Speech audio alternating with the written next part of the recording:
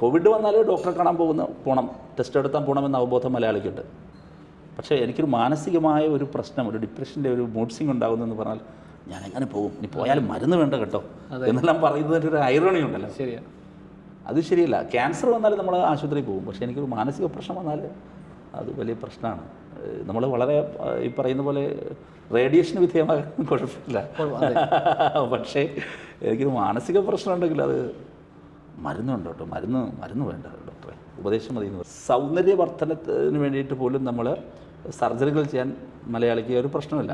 ഒരുപാട് well care ക്ലിനിക്കുകൾ ഇപ്പോൾ നല്ല നിലയിലുള്ള ഒരുപാട് വെൽനസ് ക്ലിനിക്കുകൾ കേരളത്തിൽ അതൊരു വേറെ ഇൻഡസ്ട്രിയെ ഡെവലപ്പ് ചെയ്തിരുന്നുണ്ട്. അതൊക്കെ പോസിറ്റീവായിട്ടാണ് കാണേണ്ടത്, അതിനൊന്നും നെഗറ്റീവായില്ല ഞാൻ പറയുന്നത്.